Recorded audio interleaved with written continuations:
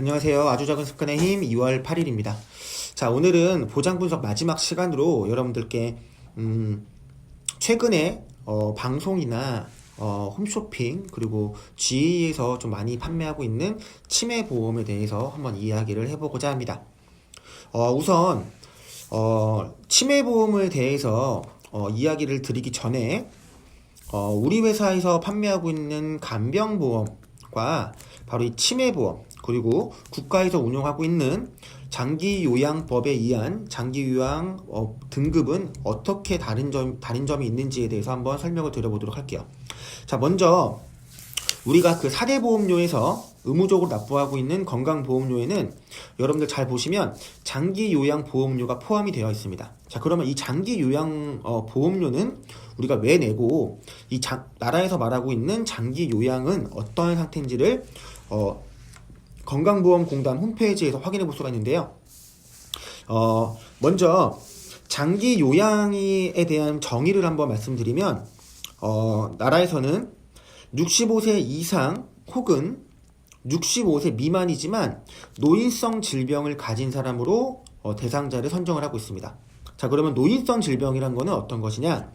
치매, 뇌혈관성 질환, 파킨슨병 등 대통령령으로 정하는 질병에 해당이 됩니다.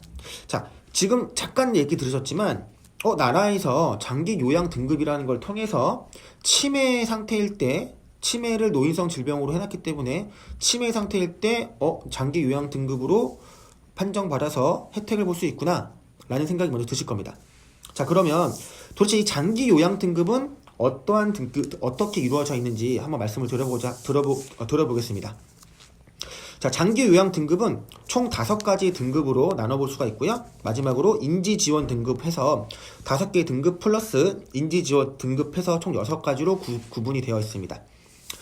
장기 요양 등급의 판정 기준은 먼저 장기 요양 인정 신청을 하시게 되면 등급 판정위원회에서 총 52개의 항목에 대해서 그 환자에 대한 상태 조사를 하게 되고요.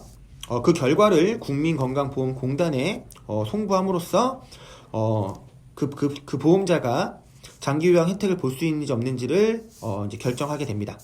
자, 그러면 등급판정위원회에서 52개의 항목을 조사한다고 하는데 그 52개의 항목은 크게 5가지로 구분이 되어 있는데 첫 번째가 신체기능, 두 번째가 인지기능, 세 번째가 행동변화, 네 번째가 간호처치, 그리고 마지막으로 재활, 이렇게 해서 총 5가지 항목에 각각 다 합쳐서 52개의 항목으로 조사를 한다.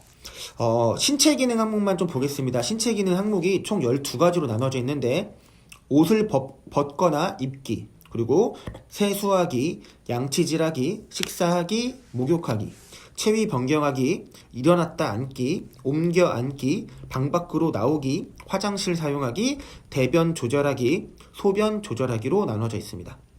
자, 지금까지 지금 이 얘기를 딱 들어보시면 여러분들 머릿속에 한 가지가 떠올리셔야 됩니다. 바로 GI보험의 일상생활 장애 상태에 대한 보장 내용과 지금 현재 신체 기능 12가지 항목이 어느 정도 중첩되고 있다. 요 느낌을 받으셨으면 좋겠습니다.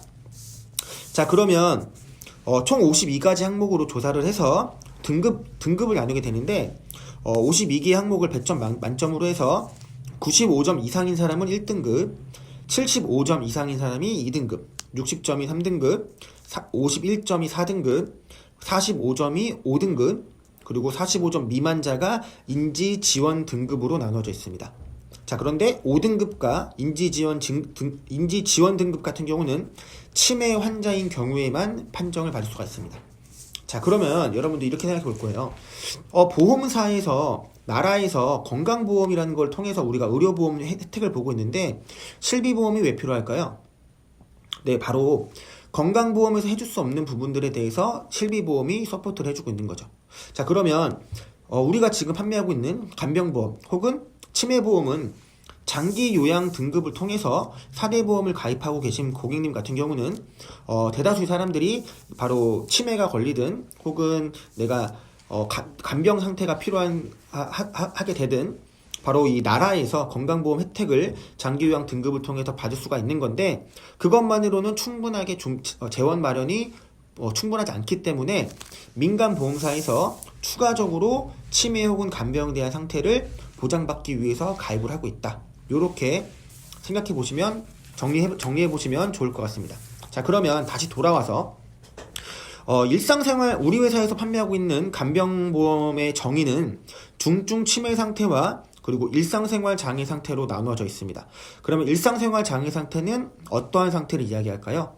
이미 다 아시겠지만 첫 번째 조건인 이동하기가 불가능해야 되고, 두 번째 조건인 혼자서 밥을 먹거나 혼자서 화장실을 가거나 혼자서 옷을 못 갈아입거나 혼자서 식사를 못하는 네 가지가 이동하기가 안 되는 것과 중첩해서 더하여서 이 네 가지 중에 한 가지가 동시에 안 되는 상태가 지속적으로 90일 이상 지속됐을 때, 그때를 일상생활 장애 상태라고 합니다. 간병보험의 일상생활 장애 상태와 장기 요양 등급의 장기 요양 등급 판정 기준을 보면 어떠한 공통점이 있냐면요. 원인을 구분하지 않고 그 사람의 결과치를 보고 있다. 이렇게 볼 수 있겠죠. 상해로 인한 원인이냐, 질병으로 인한 원인이냐를 구분하지 않고 그 사람의 결과를 보고, 지금 행동의 결과를 보고서 등급 판정을 나누고 일상생활 장애 상태를 구분한다. 이렇게 볼 수 있겠죠. 자, 그러면 지금 GA나 홈쇼핑 쪽에서 많이 판매하고 있는 치매보험은 우리가 어떻게 볼 수 있을까요? 자, 우리가 GI 종신보험이라는 게 있는데, 그 GI 종신보험에다가 조금 강화하는 형태로 특약을 통해서 암특약을 넣거나 혹은 갱신형 암보험을 통해서 집중보장을 한다는 말씀을 어제 드려봤습니다. 자, 치매보험이 바로 이 집중보장에 해당이 된다고 저는 생각을 하고 있어요. 자, 기본적으로 장기 요양이라는 걸 통해서 우리가 건강보험으로 통해서 혜택을 볼 수가 있고요. 두 번째로는 그것보다는 보장 범위가 좀 낮지만 원인을 보지 않은 결과치를 보고 있는 일상생활 장애 상태가 넥스트고, 마지막으로 조금 더 내가 치매에 대한 리스크를 조금 더 감소하기 위해서 치매보험을 통해서 내가 치매에 대한 집중보장의 보장 금액을 높이는 것, 이렇게 복층 설계의 개념이라고 보고 있습니다.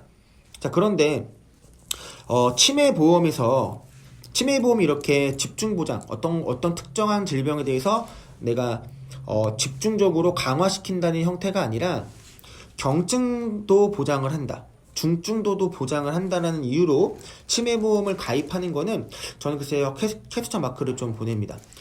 일상생활 장애 상태와 장기 요양 등급에 의해서 그 보험금을 지급하는 상품들도 얼마든지 있습니다. 그런데 딱 오로지 경증 치매 상태일 때도 보험금을 수령하기 위해서 치매보험을 선택을 한다면 장기 요양 등급을 통해서 보험금을 받을 수도 있고, 일상생활 장애 상태로도 충분히 보장이 가능한데 그 부분이 준비가 되어 있지 않은 상태에서 오로지 경증 치매만 내가 보장을 하기 위해서 이 상품을 가입했다.